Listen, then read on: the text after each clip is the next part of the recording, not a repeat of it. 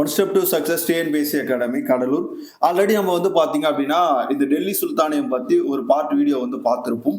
இப்போ பார்ட் 2 வீடியோல வந்து பாத்தீங்க அப்படின்னா மீதி இருக்க இந்த லெசன் ஃபுல்லா பார்த்துரும். ஓகேவா? இப்போ நம்ம பார்க்கக்கூடியது வந்து பாத்தீங்க அப்படின்னா கில்ஜி வம்சம் தான் பார்க்க போறோம். ஓகேவா? இந்த கில்ஜி வம்சம் எடுத்துக்கிட்டோம் அப்படின்னா ரொம்ப ஒரு முக்கியமான வம்சம். ஏன் அப்படின்னா அலாவுதீன் கில்ஜி. ஓகேவா? அடிக்கடி நமக்கு கொஸ்டின் ஏரியா அலாவுதீன் கில்ஜில இருந்தா கேட்பாங்க. இப்போ கில்ஜி வம்சத்தை தோற்றுவித்தவர் யார் அப்படின்னா ஜலாலுதீன் கில்ஜி. இவர் யார் அப்படின்னா அலாவுதீன் கில்ஜினுடைய ஒரு மாமனார். ஓகேவா? இவர் என்னன்னு சொல்லுவாங்க அப்படின்னா கருணை உள்ளம் கொண்ட ஜலாலுதீன் அப்படின்னு சொல்லுவாங்க. ஓகேவா?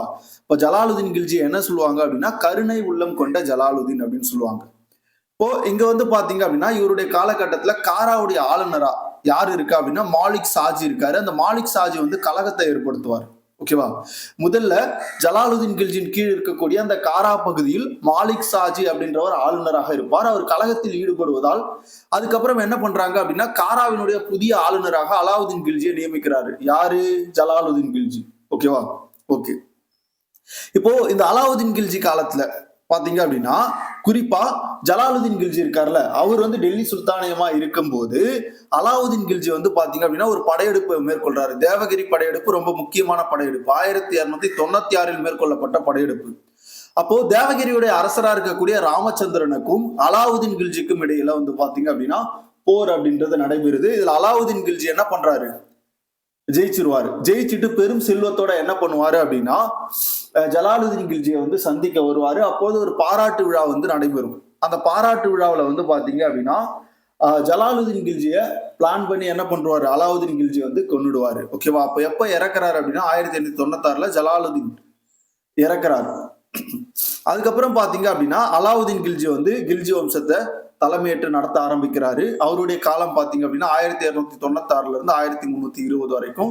இது ரொம்ப முக்கியமான ஆண்டு. ஏன் அப்படின்னா அலாவுதீன் கில்ஜி டெல்லி சுல்தானியத்துல ஒரு பவர்ஃபுல்லான லீடரா வந்து பாத்தீங்க அப்படின்னா இருந்திருப்பாரு. ஓகேவா? ஓகே. இப்போ இந்த இவருடைய காலகட்டத்துல பஞ்சாப் அப்புறம் இந்த பகுதியில ராஜஸ்தான் குஜராத் இந்த பகுதியில வந்து பாத்தீங்க அப்படின்னா மங்கோலியர்கள் அந்த படையெடுப்பை சந்திக்க வேண்டிய நிலை வந்து பாத்தீங்க அப்படின்னா ஏற்பட்டு இருக்கும். இதோட சேர்த்து வந்து பாத்தீங்க அப்படின்னா இவர் அலாவுதீன் கில்ஜி காலத்துல நிறைய படையெடுப்புகளை வந்து மேற்கொண்டு இருப்பார். இது அடிக்கடி கொஸ்டின்ல கேட்பாங்க. மாலவ படையெடுப்பு எப்போ அப்படின்னா 1305. தேவகிரியுடைய படையெடுப்பு வந்து பாத்தீங்க அப்படின்னா 1296, 1307, 1314. ஓகேவா? இந்த 3 வருடங்கள்ல வந்து பாத்தீங்க அப்படின்னா தேவகிரி மீது படையெடுத்திருப்பார். அப்ப தேவகிரி ஆண்டவர்கள் யார் அப்படின்னா யாதவ வம்சத்தை சார்ந்தவர்கள். ஓகேவா?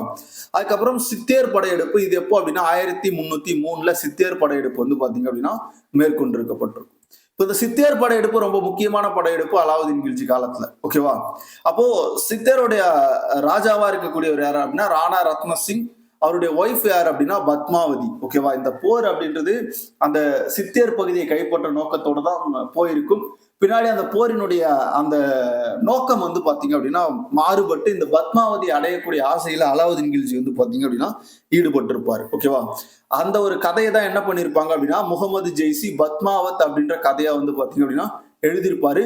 இப்ப இந்த காலகட்டத்துல இந்த காலகட்டத்துல வந்து பாத்தீங்க அப்படின்னா அந்த சித்தியர் படையெடுப்புல வந்து ராணா ரத்ன சிங் தோல்வி அடைஞ்சிருவாரு.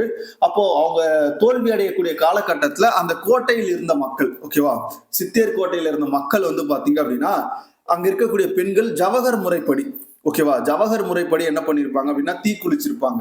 இப்போ ஜவஹர் முறை அப்படின்னா என்னன்னா இப்போ என்ன பண்ணுவாங்க அப்படின்னா இந்த ராஜபுத்திரர்கள் இருக்காங்கல்ல அவங்க வந்து பாத்தீங்க அப்படின்னா ரத்த கலப்பு ஏற்படக்கூடாது அப்படின்றதுனால இப்போ அந்நிய படையெடுப்பு வரும்போது அந்த படையெடுப்புல இருந்து இவங்க அடிமைகளா பிடிக்கப்பட்டு எடுத்து செல்லப்படக்கூடிய வாய்ப்பு இருக்குல்ல. அதனால இவங்க என்ன பண்றாங்க அப்படின்னா ஒரு குறிப்பிட்ட பகுதியில, அதாவது இங்க நடந்தது என்ன அப்படின்னா ஒரு கோட்டைக்குள்ள தீய மூட்டி அங்க இருக்கக்கூடிய பெண்கள் எல்லாமே என்ன பண்ணுவாங்க அப்படின்னா ஆடவர் பெண்கள் இவங்க 2 பேருமே என்ன பண்ணுவாங்க அப்படின்னா இந்த ஜவஹர் அப்படின்ற முறையில் அடிப்படையில தீ குளிச்சிருப்பாங்க. ஓகேவா? ஜவஹர் முறை வேற, சதி என்னும் உடன்கட்டை ஏறக்கூடிய பழக்கம் வேற. சதி என்னும் உடன்கட்டை ஏறுறது வந்து பாத்தீங்கன்னா கணவன் இறந்துட்டா மனைவி என்ன பண்ணுவாங்க அந்த தீயில வந்து மாய்த்துப்பாங்க. ஆனா இங்க வந்து பாத்தீங்க அப்படின்னா அந்நியர்களுடைய கைகள்ல வந்து நம்ம கிடைக்க கூடாது அப்படின்றதுக்காக ஒட்டுமொத்தமா கோட்டையில இருந்த பெண்கள் எல்லாமே என்ன பண்ணிட்டாங்க அப்படின்னா தீ மூட்டி எரிஞ்சிருப்பாங்க. ஓகேவா?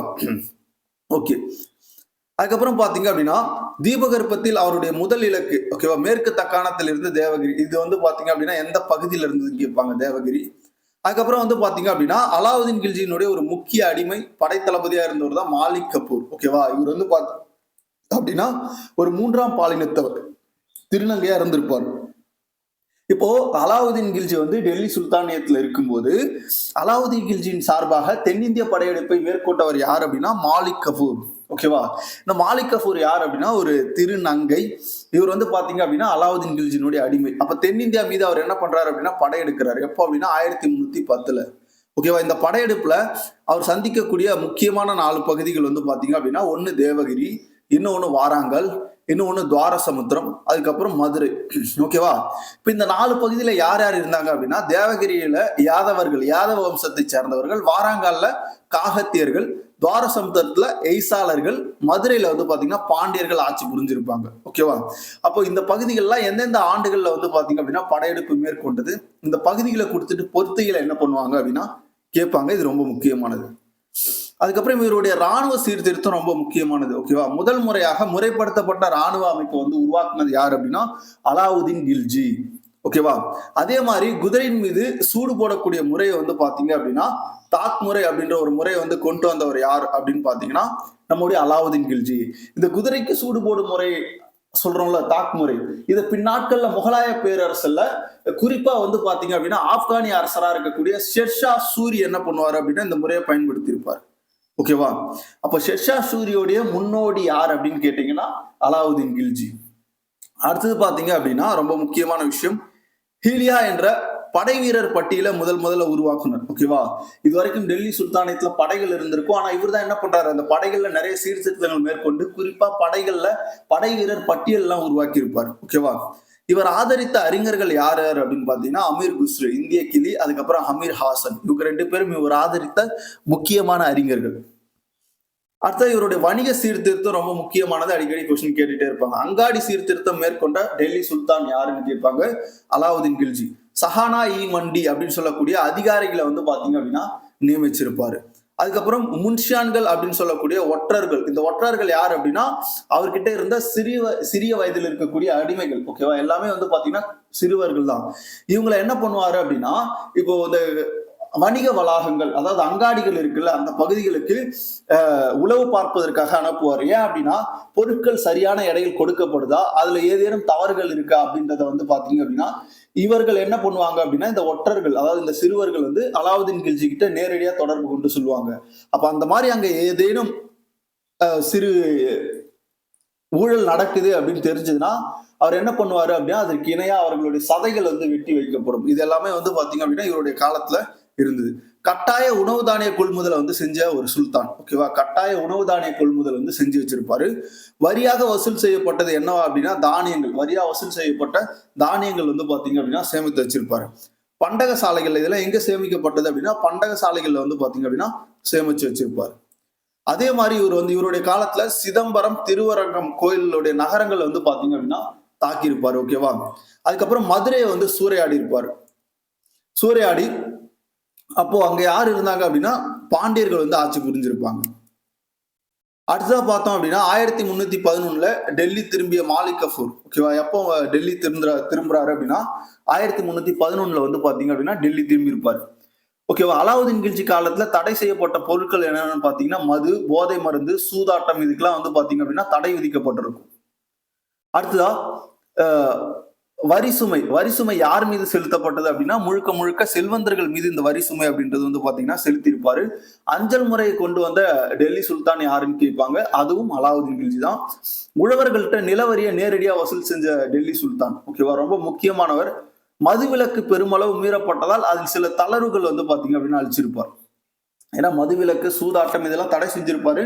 பின் நாட்கள்ல அதுல இருந்து வந்து பாத்தீங்க அப்படின்னா கொஞ்சம் விதிவிலக்கு, ஏன் அப்படின்னா அதை கட்டுப்படுத்த முடியல, அதனால அதை பண்ணிருப்பாரு. அடுத்ததா பார்த்தோம் அப்படின்னா படை வீரர்களுக்கு பணமாக வழங்கிய முதல் சுல்தான். ஓகேவா? முன்னாடி எல்லாம் என்ன பண்ணிருப்பாங்க அப்படின்னா இக்தாக்களை வழங்கியிருப்பாங்க. இக்தானா நமக்கு என்னன்னு தெரியும்ல, இக்தா அப்படின்றது நிலம். அப்போ இந்த இக்தாவை ராணுவ வீரர்கள் கொடுக்கும் போது அவங்க என்னவா மாறுவாங்க, இக்தார்களா மாறுவாங்க. அப்போ இங்க நிலத்திற்கு பதிலாக முதலாக பணமாக வழங்கிய டெல்லி சுல்தான் யாருன்னு கேட்பாங்க படை வீரர்களுக்கு, அலாவுதீன் கில்ஜி. அப்ப அலாவுதீன் கில்ஜி எப்ப இயற்கை எழுதினார் அப்படின்னு கேட்பாங்க, 1316 வந்து பாத்தீங்க அப்படின்னா இயற்கை எழுதியிருப்பார். அடுத்ததான் நம்ம பார்க்கக்கூடிய வம்சம் துக்ளக் வம்சம். 1320 இருந்து 1414 வரையிலான காலகட்டம். ஓகேவா? துக்ளக் வம்சத்துல கியாசுதீன் துக்ளக் வம்சத்தை நிறுவியவர் யார் அப்படின்னா கியாசுதீன் துக்ளக். 1320 இருந்து 1324 வரைக்கும் அவரு ஆட்சியில இருந்திருப்பாரு. அவருடைய மகன் யார் அப்படின்னா ஜானாகான் அல்லது ஜூனாகான் அப்படின்னு சொல்லுவாங்க. பின்னாட்கள் அவர் என்னவா அழைக்கப்படுவார் அப்படின்னா முகமது பின் துக்ளக் அப்படின்னு சொல்லிட்டு அழைக்கப்படுவார். இப்ப இதுல முக்கியமானவர் துக்ளக் வம்சத்துல யார் அப்படின்னா முகமது பின் துக்ளக். ஓகேவா? இப்போ இங்க வந்து பாத்தீங்கன்னா வாராங்களுடைய அரசர் பிரதாபருத்திரன் இவருடைய காலத்துல வந்து பாத்தீங்க அப்படின்னா இருந்திருப்பாங்க. துக்லாபாத் நகரத்துக்கு அடிக்கல் நாட்டியவர் யாருன்னு கேட்பாங்க, கியாசுதீன் துக்ளக். துக்லகாபாத் நகரத்திற்கு அடிக்கல் நாட்டியவர் யாரு? கியாசுதீன் துக்ளக். அவ்வளவுதான் கியாசுதீன் துக்ளக்கை பத்தி நமக்கு இருக்கும். அடுத்து நம்ம பார்க்கக்கூடிய முக்கியமான மனிதர் யார் அப்படின்னா முகமது பின் துக்ளக். ஓகேவா? இவர் என்ன பண்றாரு அப்படின்னா 1325 இருந்து 1351 வரையிலான காலகட்டத்துல வந்து பாத்தீங்கன்னா டெல்லி சுல்தானியத்தின் அரியணையை அலங்கரித்தார். ஓகேவா? இவருடைய காலத்துல நிறைய சீர்திருத்தங்கள் மேற்கொள்ளப்பட்டிருக்கும். ஒரு படித்த டெல்லி சுல்தான். ஓகேவா? இதுவரைக்கும் பார்த்த டெல்லி சுல்தான்களையும் இனி பார்க்கக்கூடிய டெல்லி சுல்தான்களையும் ரொம்ப படிப்பறிவு மிக்கவர் யார் அப்படின்னா முகமது பின் துக்ளக் தான். இவர் என்ன பண்றாரு அப்படின்னா தலைநகரை டெல்லியில இருந்து எங்க மாத்துறாரு? தேவகிரிக்கு. தேவகிரி தற்போதைய பேர் என்ன அப்படின்னா தௌலதாபாத் அப்படின்னு சொல்றாங்க. ஓகேவா? தேவகிரி அது வந்து பாத்தீங்க அப்படின்னா தௌலதாபாத் அப்படின்னு சொல்லிட்டு என்ன பண்ணுவாங்க, அழைப்பாங்க. அப்ப டெல்லியில இருந்து தேவகிரிக்கு வந்து ஒரு 40 நாட்கள் வந்து பயணம். அப்ப முதல்ல டெல்லியில இருந்து எல்லாரையும் காலி பண்ணி என்ன பண்ணுவாரு? தேவகிரிக்கு கொண்டு போவாரு. அப்படி போகும்போதே பல பேர் என்ன பண்ணிருப்பாங்க அப்படின்னா வழியில இறந்துருவாங்க. ஓகேவா? திரும்ப அங்க இருந்து தேவகிரியில இருந்து என்ன பண்ணுவாரு? டெல்லிக்கு வருவாரு. அதனால இவர் வந்து ஒரு முரண்பட்ட அரசரா சொல்லியிருப்பாங்க. அதை பின்னாடி நம்ம பார்ப்போம். இப்போ இந்த காலகட்டத்துல இஃபான் பதூதா அப்படின்ற ஒரு மொராக்கா நாட்டு பயணி இருக்காரு. ஓகேவா? அவருடைய கூற்றுப்படி பாத்தீங்க அப்படின்னா டெல்லியை அடைந்த போது அது காலியாக கைவிடப்பட்டதாக குறைந்த அளவு மக்களுடன் இருந்தது அப்படின்றத பதிவு செஞ்சிருக்காரு. ஓகேவா? அப்ப இவருடைய காலத்துல இந்த சீர்திருத்தம் அப்படின்றது ரொம்ப முக்கியமானது. தோ ஆப் வரி விதிப்பை வந்து மேற்கொண்டிருப்பாரு. கங்கை மற்றும் யமுனை ஆற்றுக்கு இடைப்பட்ட பகுதி தான் என்னன்னு சொல்லுவாங்க அப்படின்னா தோ ஆப் சொல்லுவாங்க. அந்த பகுதியில வந்து பாத்தீங்க அப்படின்னா வரி விதிப்பை மேற்கொண்டிருப்பாரு. அதே மாதிரி தக்காவி அப்படின்னு சொல்லக்கூடிய வேளாண் கடனை கொண்டிருப்பாரு. இப்ப இங்க பாருங்களேன், இது எல்லாமே வந்து பாத்தீங்க அப்படின்னா இப்போ இந்த தோப் வரி விதிப்பு எப்ப நடைபெற்று இருக்கும் அப்படின்னா பஞ்ச காலத்துல நடைபெற்று இருக்கும். அப்ப அங்க விவசாயமே செய்ய முடியாத நிலையில மக்கள் விவசாயிகள் வந்து இருந்திருப்பாங்க. அப்ப அந்த காலத்துல அவங்க மீது அதிக வரியை வந்து பண்ணிருப்பாரு, வரியை வந்து சுமத்தி இருப்பாரு. அதனால மக்கள் அங்க இருந்து விவசாயம் செய்வதை விட்டு விட்டு வெளில வந்திருப்பாங்க. அப்ப இதை ஈடுகட்ட என்ன பண்ணுவாரு? தக்காவி அப்படின்னு சொல்லிட்டு ஒரு வேளாண் கடன் வழங்குவாரு. அப்ப பஞ்ச காலத்துல அவங்களால விவசாயமே செய்ய முடியல. அப்ப இந்த மாதிரி காலகட்டத்துல வரி விதிக்கிறது, அதுக்கு முரணா வந்து பாத்தீங்க அப்படின்னா வேளாண் கடன் கொடுக்கறது, இது எல்லாமே வந்து பாத்தீங்க அப்படின்னா இவர் முன்னுக்கு பின் முரணான அரசர் அப்படின்னு சொல்லுவாங்க. அதுக்கப்புறம் திவானி கோஷி அப்படின்னு சொல்லக்கூடிய ஒரு வேளாண் துறையை உருவாக்குனார். இதெல்லாம் ரொம்ப முக்கியமானது. ஓகேவா? அடையாள நாணய முறையை வெளியிட்ட முதல் டெல்லி சுல்தான் யாருன்னு கேட்பாங்க. யாரு? நம்முடைய முகமது பின் துக்ளக். ஓகேவா? இவர் தான் செப்பு நாணயங்களை வந்து வெளியிட்டு இருப்பாரு. இது எதுக்காக நடந்திருக்கும் அப்படின்னா அவருடைய அந்த கஜானாவோட வெள்ளி நாணயங்களுடைய அந்த இது வந்து பாத்தீங்கன்னா குறைஞ்சிருக்கும். இப்ப இந்த காலகட்டத்துல என்ன பண்றாரு அப்படின்னா செப்பு நாணயங்களை வெளியிடுறாரு. அப்ப செப்பு நாணயங்களை வெளியிடும் போது அங்க என்ன நடக்குது அப்படின்னா மாறுறாரு. ஓகேவா? வெள்ளி நாணயங்கள் தன்னிடம் இருந்த வெள்ளி நாணயத்தை கொடுத்துட்டு செப்பு நாணயங்களை மாத்திக்கிறாரு. அப்ப செப்பு அப்படின்றது வந்து பாத்தீங்க அப்படின்னா செம்பு. ஓகேவா? எல்லா மக்கள்கிட்டையும் எளிதா கிடைக்கக்கூடிய ஒரு உலோகமா இருந்தது. அப்ப அவங்களே என்ன பண்ணிட்டாங்க அப்படின்னா தாங்களாவே இந்த செப்பு நாணயங்களை அச்சடிக்க ஆரம்பிச்சுட்டாங்க. அப்ப செப்பு வந்து என்ன பண்ணுது? அதிகரிக்க ஆரம்பிச்சிருது. திரும்ப இந்த செப்பை வாங்கிட்டு அவங்க கிட்ட இருக்க அந்த வெள்ளி ஓகேவா ஈடு கட்டுறாரு. அப்ப இந்த மாதிரி என்ன பண்றாரு அப்படின்னா முன்னுக்கு பின் முரணாவே செஞ்சுட்டு இருப்பாரு. அதுக்கப்புறம் குப்லாய் கான் ஓகேவா சீன அரசர் இவருடைய காலத்துல இருந்திருப்பார், சமகாலத்துல இருந்திருப்பார். அவர் என்ன பண்ணிருப்பாரு அப்படின்னா காகித பணத்தை வெளியிட்டு இருப்பார். ஓகேவா? டெல்லி சுல்தான்களில் அதிகம் கல்வி கற்றவர் யார் அப்படின்னா முகமது பின் துக்ளக். அவர் ஆதரித்த அறிஞர்கள் வந்து பாத்தீங்கன்னா பராணி, இஃபான் பதூதா. ஓகேவா? பராணி தான் ஒண்ணு சொல்லியிருப்பாரு. என்ன கூற்று அப்படின்னா முரண்பாடுகளின் மொத்த உருவம் முகமது பின் துக்ளக் அப்படின்ற ஒரு கூற்று சொல்லியிருப்பார். நம்ம பார்த்திருப்போம், நிறைய சீர்திருத்தங்களை மேற்கொண்டிருப்பாரு. ஆனா அது அந்த கால சூழலுக்கு ஏற்றதா அப்படின்னு பாத்தீங்கன்னா கிடையாது. ஓகேவா? அதுக்கப்புறம் இவருடைய காலத்துக்கு அப்புறம் சுதந்திர அரசுகளா மாறுது. என்னென்ன அப்படின்னா மதுரை சுல்தானி 1334, ஒரு சில புக்ல 1333, 34. ஓகேவா? இது 7, 11 ரெண்டு இடத்துல பாக்குறதுனால மாறி இருக்கும். அதுக்கப்புறம் பாத்தீங்கன்னா விஜயநகரம் 1336 சுதந்திர அரசுகளை அறிவிக்கிறாங்க. வங்காளம் பாத்தீங்க அப்படின்னா 1346, பாமனி அரசு 1347. இது எல்லாமே வந்து பாத்தீங்கன்னா டெல்லி சுல்தானியத்தின் கீழ் இருந்த பகுதி. முகமது பின் துக்ளக்கு அப்புறம் என்ன பண்ணுது அப்படின்னா சுதந்திர சுல்தான்களா, அதாவது சுதந்திர அரசுகளா இவங்க எல்லாமே என்ன பண்றாங்க? மாறுறாங்க. அவருடைய இறப்பு பாத்தீங்கன்னா 1351 மார்ச் 23. அடுத்து பார்க்கக்கூடிய ரொம்ப முக்கியமானவர் யாருன்னா பிரோஷா துக்ளக் 1351 இருந்து 1388 வரைக்கும். கியாசுதீனுடைய இளைய சகோதரர் கியாசுதீன் இருக்காருல்ல, அவருடைய இளைய சகோதரர் மகன் தான் யாரு அப்படின்னா பிரோஷா துக்ளக். ஓகேவா? இவர் வந்து பாத்தீங்கன்னா தக்கான பிரச்சனைகளில் தலையிட வேண்டும் என பாமினி சுல்தான் விடுத்த அழைப்பை வந்து பாத்தீங்கன்னா ஏற்க மறுத்திருப்பாரு. எப்போ அப்படின்னா 1365. இவருடைய காலகட்டத்தில் அறக்கட்டளைகளை உருவாக்கி இருப்பாரு. யாருக்காக அப்படின்னா ஏழை முஸ்லிம்களுக்கு உதவி செய்யறதுக்காக அறக்கட்டளையை உருவாக்கி இருப்பாரு. இஸ்லாமிய சட்டங்களால் அங்கீகரிக்கப்படாத வரிகளை என்ன பண்ணிருப்பாரு, ரத்து செஞ்சிருப்பாரு. ஓகேவா? அதே மாதிரி விவசாயிகளின் கடன்களை ரத்து செய்த டெல்லி சுல்தான் யார் அப்படின்னு சொல்லிட்டு கேட்பாங்க. ஓகேவா? இது எல்லாமே ரொம்ப முக்கியமானது. இந்த பெரோஷா துக்ளக் இருக்காருல்ல, பெரோஷா துக்ளக் வந்து பாத்தீங்க அப்படின்னா நிறைய சீர்திருத்தங்கள் மேற்கொண்டு இருப்பாரு, நிறைய கால்வாய்களை வெட்டி இருப்பாரு. அதெல்லாம் பின்னாடி பார்ப்போம். 1600 புதிய தோட்டங்களை உருவாக்கினார். இதெல்லாம் வந்து பாத்தீங்கன்னா டிஎன்பிசில கேட்டது. ஓகேவா? அலாவுதீன் கில்ஜி காலத்தை சேர்ந்த 30 தோட்டங்களை என்ன பண்ணிருப்பாரு அப்படின்னா புனரமைத்திருப்பார். இவருடைய காலத்தில் உருவாக்கப்பட்ட நகரங்கள் ஜான்பூர், ஷிஷார், புரோஷாப்பூர், இது எல்லாமே வந்து பாத்தீங்க அப்படின்னா இவருடைய காலத்துல உருவாக்கப்பட்ட நகரங்கள். வசீர் இ கான், ஓகேவா, இவருடைய இயற்பெயர் என்ன அப்படின்னா கண்ணு. இவர் ஒரு பிராமணர்.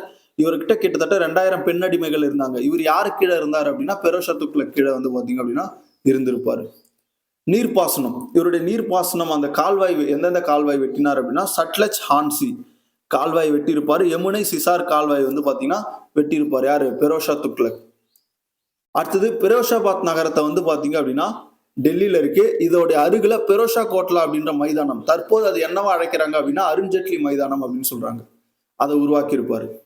அதே மாதிரி திவானி கைரத் அப்படின்ற ஒரு துறையை உருவாக்கி இருப்பாரு. இந்த துறை எதுக்காக அப்படின்னா பெண் விதவைகள், பெண்கள், அதுக்கப்புறம் விதவைகள், அதுக்கப்புறம் அனாதைகளை பாதுகாக்கிறதுக்காக உருவாக்கப்பட்டது. அதுக்கப்புறம் அடிமைத்துறையை உருவாக்கி இருப்பாரு. கிட்டத்தட்ட இவருடைய காலத்துல 1,80,000 அடிமைகள் வந்து இருந்தா சொல்லப்படுது. ஓகேவா?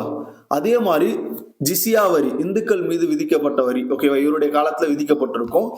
இது ஒரு கூடுதல் தகவலா பார்க்கலாம். ஓகேவா? ஜிசியா வரியை முதல்ல விதித்தவர் யார் அப்படின்னா குத்புதீன் ஐபக். ரெண்டாவதா அதை பின்பற்றியவர் யாருன்னா பெரோஷா துக்ளக். மூணாவது சிக்கந்தர் லோடி. அதுக்கப்புறம் வந்து பாத்தீங்க அப்படின்னா அக்பர் இதை ஒழிச்சிருப்பாரு. ஆனா அவுரங்கசீப் என்ன பண்ணிருப்பாரு, இதை மீண்டும் ஜிசியா வரி, இந்துக்கள் அல்லாதவர்கள் மீது அதாவது முஸ்லிம் அல்லாதவர் மீது, அதாவது குறிப்பா இந்துக்கள் மீது விதிக்கப்படக்கூடிய ஒரு வரி தான் வந்து பாத்தீங்கன்னா ஜிசியா வரி. இது ரொம்ப முக்கியமானது. முதல்ல குத்புதீன் ஐபக் ஜிசியா வரியை கொண்டு வந்திருப்பாரு. ஓகேவா? அதுக்கப்புறம் ரெண்டாவதா இதை பின்பற்றினார் யாரு அப்படின்னா பெரோஷா துக்ளக். சிக்கந்தர் லோடி அதுக்கப்புறம் பின்பற்றி இருப்பாரு. அதுக்கப்புறம் முகலாயர்கள்ல அக்பர் வந்து ஒழிச்சிருப்பாரு. அவுரங்கசீப் வந்து பாத்தீங்க அப்படின்னா பின்பற்றி இருப்பாரு. அடுத்த இவருடைய மகன் வந்து பாத்தீங்க அப்படின்னா முகமது கான், தந்தைக்கு எதிராக கிளர்ச்சியில ஈடுபட்டிருப்பாரு. அடுத்தது வந்து பாத்தீங்க அப்படின்னா அவருக்கு அப்புறம் யாரு வந்து பதவியேற்றிருப்பா அப்படின்னா முகமது நசருதீன் 1383 பதவி எடுத்திருப்பாரு. இந்த காலகட்டத்துல தைமூர் படையெடுப்பு ரொம்ப முக்கியமானது. 1398 தாமர்லைன் அல்லது தைமூர் அப்படின்னு சொல்லுவாங்க. இவங்க என்ன பண்றாங்க அப்படின்னா டெல்லியை சூறையாடுறாங்க. ஓகேவா?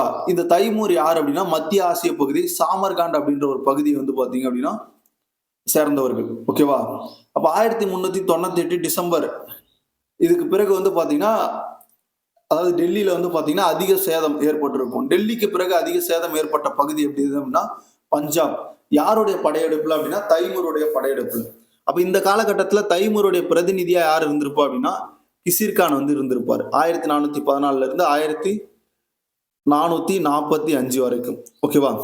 இப்ப இந்த காலகட்டத்துல சையது வம்சம் தொடங்கப்பட்டிருக்கும். சையது வம்சத்தை தொடங்கியவர் யாருன்னா கிசிர்கான். இவர் யார் அப்படின்னா தைமூருடைய பிரதிநிதி. ஓகேவா? அப்போ டெல்லி, மீராட், பஞ்சாப் இந்த பகுதிகளுக்கு இவர் ஆளுநரா இருந்திருப்பாரு. 1414 சையது வம்சத்தை வந்து பாத்தீங்க அப்படின்னா தோற்றுவிச்சிருப்பாரு. அடுத்ததா பார்க்கக்கூடியவர் யார் அப்படின்னா முபாரக் ஷா, தாரிகி முபாராக்ஷி அல்லது அகமது கான் சிரிந்தி அப்படின்னு சொல்லுவாங்க. ஓகேவா? இப்போ தாரிகி முபாராக்ஷி அப்படின்றது வந்து பாத்தீங்கன்னா இந்த ஒரு நூலை வந்து பாத்தீங்கன்னா இவர் வந்து இது பண்ணிருப்பாரு.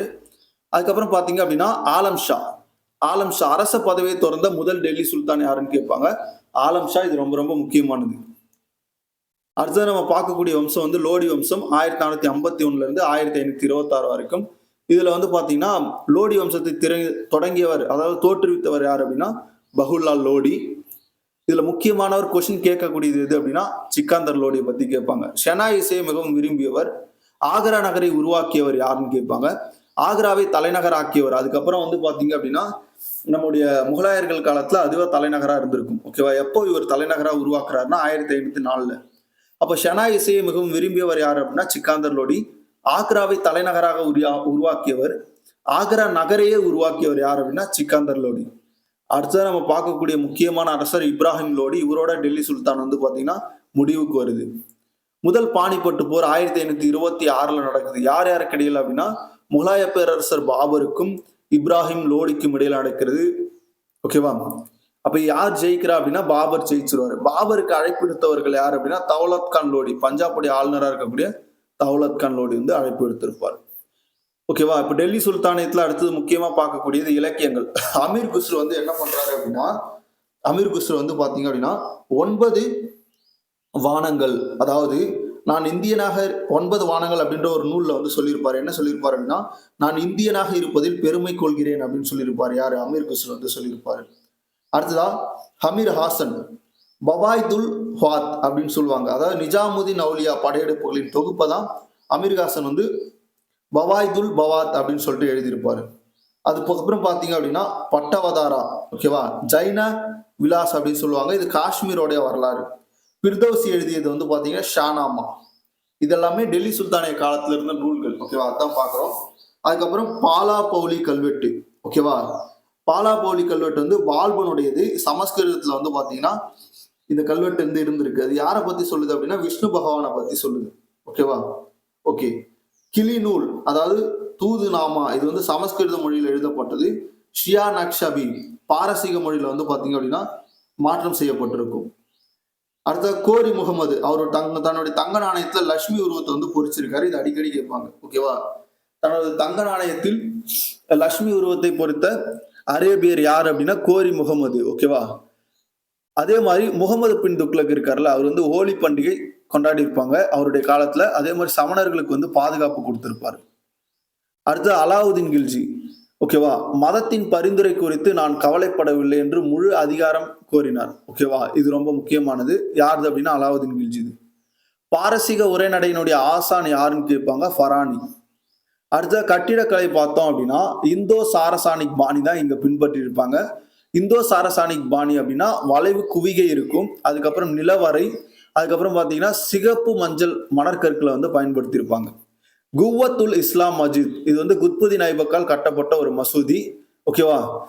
இதனுடைய நுழைவு வாயில், ஓகேவா, அலைதர் வாசா அப்படின்னு சொல்லுவாங்க. அதை வந்து அலாவுதீன் கில்ஜி கட்டியிருப்பாரு. அடுத்தது பாரசீக மொழியாக்கம். ஓகேவா? சமஸ்கிருதத்துல இருந்து மகாபாரதம், அதுக்கப்புறம் ராஜதராங்கனி காஷ்மீரோடைய வரலாறு, இது ரெண்டுத்தையும் சமஸ்கிருதத்துல இருந்து பாரசீகத்துக்கு மொழி மாற்றம் செஞ்சிருப்பாங்க. ஓகேவா? பராணி வந்து பாத்தீங்க அப்படின்னா அவருடைய வெறுப்பை பதிவு செஞ்சிருப்பாரு.